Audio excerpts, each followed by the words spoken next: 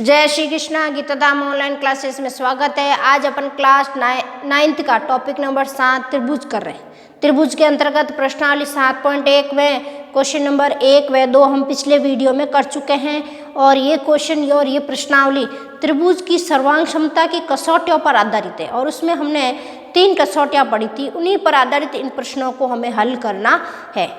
इससे संबंधित प्रश्न नंबर 3 कह रहा है, ये आपका डायग्राम दिया हुआ है। क्वेश्चन नंबर 3 कह रहा है, एक रेखाखंड AB पर, देखिए एक रेखाखंड है AB पर AD और BC, AD और BC दो बराबर लंब है, इसका मतलब 90 का कोण बनेगा। A पर है AD, लंब है, इसका मतलब ये 90 का कोण बनेगा।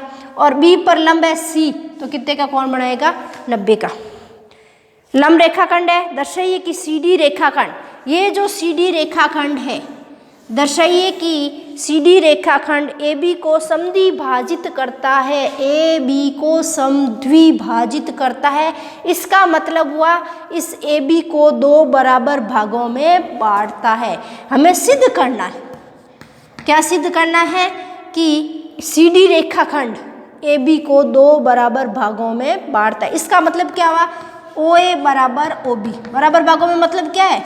OA बराबर OB सिद्ध करना है। देखिए सबसे पहले चित्र से या चित्र में 2 त्रिभुज है, हमने लिया त्रिभुज 1, त्रिभुज 2। देखिए त्रिभुज BOC और AOD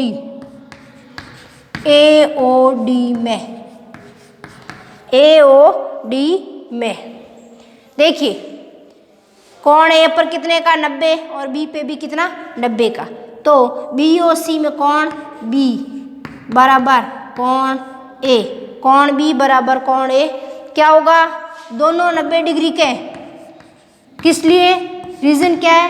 दोनों 90 डिग्री के कोण, दोनों 90 डिग्री के कोण है। अब देखें ये वाला कोण और ये वाला कोण, कौन सा?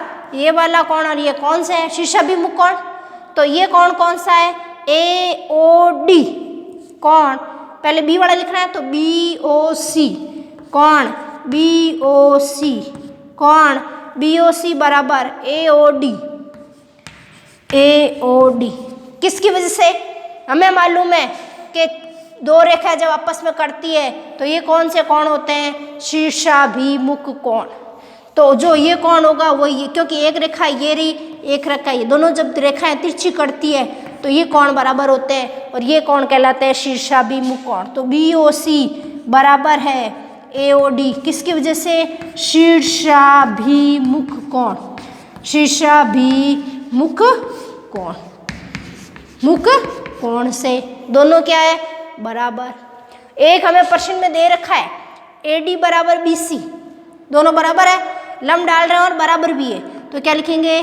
BC बराबर AD, BC बराबर AD। क्या दिया है प्रश्न में? हमें दिया है क्या? BC बराबर AD। देखिए किसी भी 2 त्रिभुजों को सर्वांग सम सिद्ध करने के लिए हमें 3 कंडीशन की जरूरत होती है और 3 मिल गई।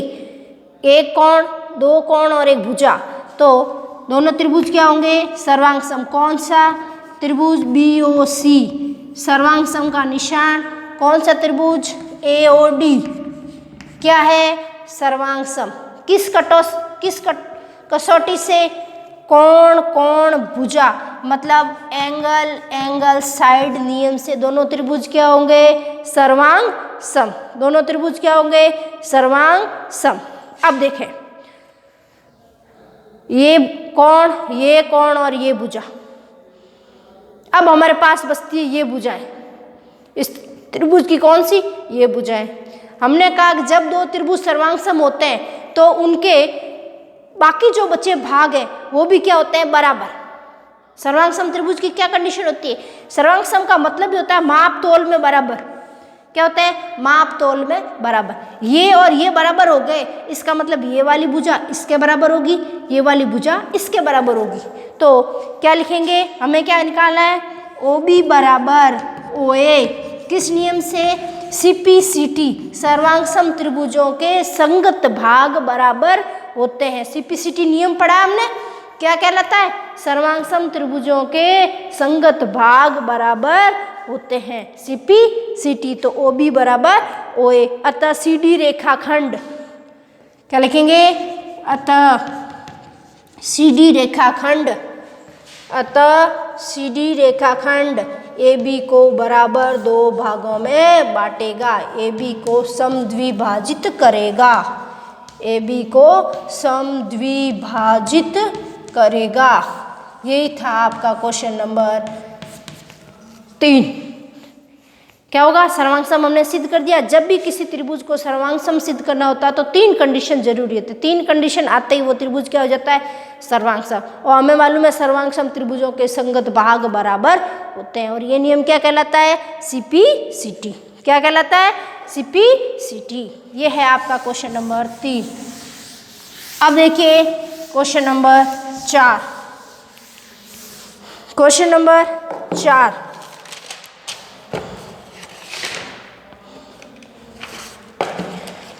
देखिए, L और M 2 समांतर रेखाएं। प्रश्न में कह रहा है कि L और M 2 समांतर रेखाएं। देखिए, एक रेखा है आपकी L, एक रेखा है आपकी M। दोनों क्या है? समांतर है। इसका मतलब आपस में कटती नहीं है। जिन्हें समांतर रेखा है P व Q द्वारा एक अन्य युग्म प्रतिच्छेदित करता है।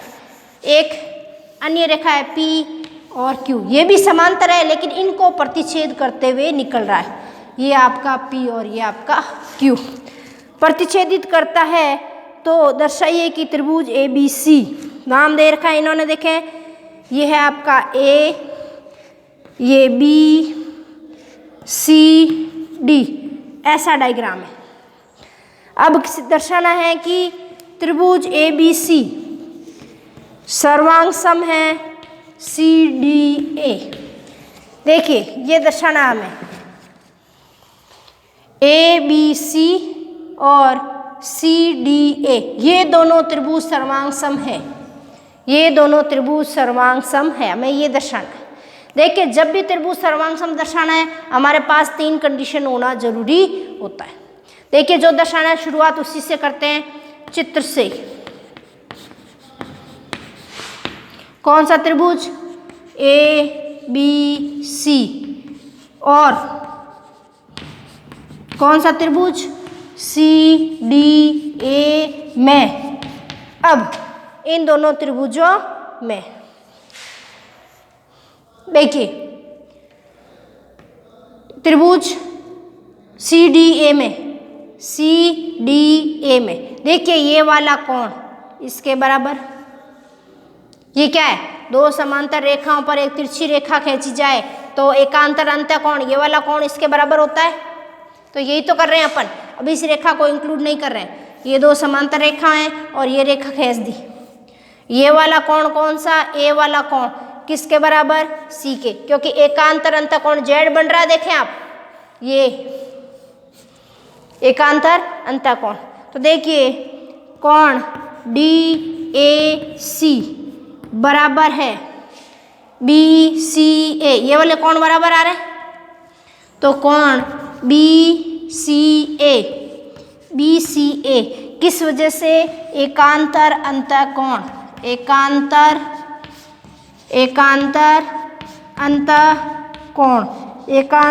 अंतःकोण से। इसी तरह देखिए, ये वाला कोण इसके बराबर, अभी इसको भूल जाए, ये वाला कोण इसके बराबर। देखिए, ये 2 समांतर रेखाएं हैं P व Q।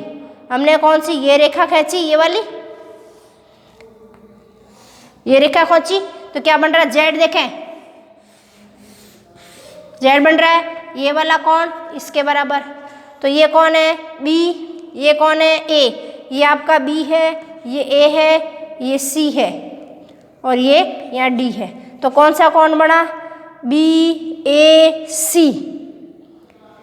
BAC बराबर है ACD के। किसके बराबर है? ACD के। देखिए कौन BAC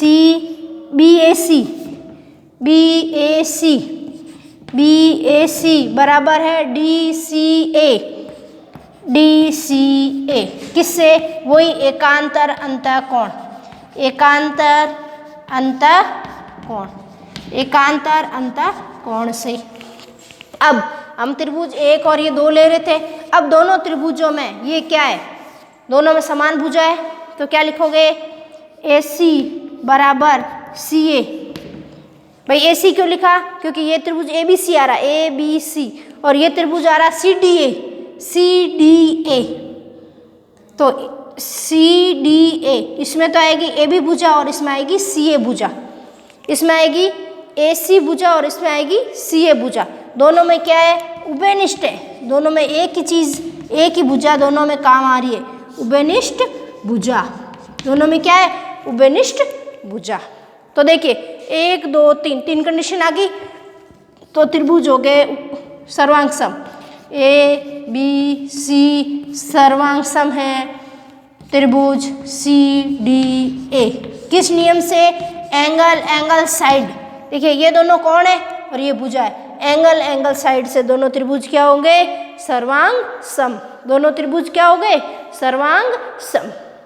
यह है आपका क्वेश्चन नंबर 4। एकांतर दो कोण और एक उभयनिष्ठ भुजा, दोनों त्रिभुज क्या हो गए? सर्वांग सम।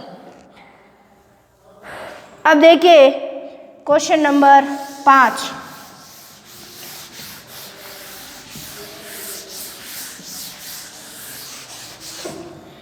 क्वेश्चन नंबर 5 देखिए, क्वेश्चन नंबर 5 कह रहा है कि रेखा L कोण A को समद्विभाजित कर रही है। ये आपका A कोण है, इस कोण को एक रेखा समद्विभाजित कर रही है L, समद्विभाजित करती है और B रेखा L पर स्थित है। B कहाँ है? L पर स्थित है। BP और BQ कोण A की भुजा पर B से डाले गए लंब है। B से लंब डालेंगे, लंब डालते हमें मालूम है कितने का कोण बनता है? 90 का। कौन कौन है? BP व BQ, ये P और Q। लंब डालते कितने बन गए? 90 के कोण। A की भुजा पर B से डाले गए लंब है। दर्शाना है कि APB और ABQ दोनों त्रिभुज क्या है? सर्वांग सम। हमें ये दर्शाना है त्रिभुज APB सर्वांग सम है AQB, त्रिभुज AQB। जो दर्शाना है उसी को उठाएं। पहले देखें चित्र में APB और त्रिभुज AQB में देखिए APB ये त्रिभुज, AQB ये दूसरा त्रिभुज, दो त्रिभुज है। अब देखिए APB पहले ले रहे, APB P पे कितने का? 90 का कोण। तो कोण APB बराबर है इसके, ये भी 90 का, ये भी नहीं हुआ, AQB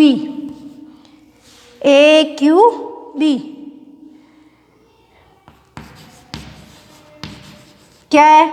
दोनों 90 कोण है, दोनों 90 डिग्री के कोण है। क्या है? दोनों 90 डिग्री के कोण है, दोनों 90 डिग्री के कोण है। अब देखिए कोण समद्विभाजित हो रहे हैं। देखो यहाँ पर L भुजा द्वारा समद्विभाजित हो रहे हैं। इसका मतलब अगर यहाँ 60 डिग्री का था तो समद्विभाजित हो गए कितने हो गए? 30। कितने हो गए? 30। इसका मतलब क्या हुआ कि ये और ये कोण भी समान है। तो PAB कोण PAB बराबर है Q A B, Q A B. L द्वारा समद्विभाजित कोण, एल बराबर क्यों है कि एल द्वारा समद्विभाजित कोण, एल द्वारा समद्विभाजित कोण है, इसलिए दोनों कोण क्या है, बराबर। दोनों कोण क्या है, बराबर। अब देखिए दोनों में उभयनिष्ठ कौन है, ये वाली भुजा इस त्रिभुज और इस त्रिभुज में ये कौन है, उभयनिष्ठ। तो ए बी बराबर ए बी, ए बी बराबर ए बी, किस लिए कि उभयनिष्ठ है इसलिए बराबर है, उभयनिष्ठ है, उभयनिष्ठ भुजा है इसलिए दोनों क्या है, बराबर। हमें सर्वांग सम सिद्ध करना है इसलिए हमें मालूम है कि 3 कंडीशन होना जरूरी है और हमारे पास 3 कंडीशन आ गई, 2 कोण और 1 भुजा। तो त्रिभुज ए पी बी सर्वांग सम है त्रिभुज ए क्यू बी। इसका सेकंड भाग कह रहा है बीपी बराबर बी क्यू, दूसरा भाग सिद्ध करना है बीपी बराबर बी क्यू। क्या कह रहा है, बीपी बराबर बी क्यू। हमें मालूम है जब त्रिभुज सर्वांग सम है तो सर्वांग सम त्रिभुजों के संगत भाग क्या होता है, बराबर। सर्वांग सम त्रिभुजों के संगत भाग भी क्या बराबर होता है, किस नियम से, सीपी सीटी से, सीपी सीटी से। क्या हो गए, अगर ये त्रिभुज दोनों सर्वांग सम है इसका मतलब इनके ये भाग भी क्या होंगे, बराबर। ये है आपका क्वेश्चन नंबर 5। आज के लिए इतना ही।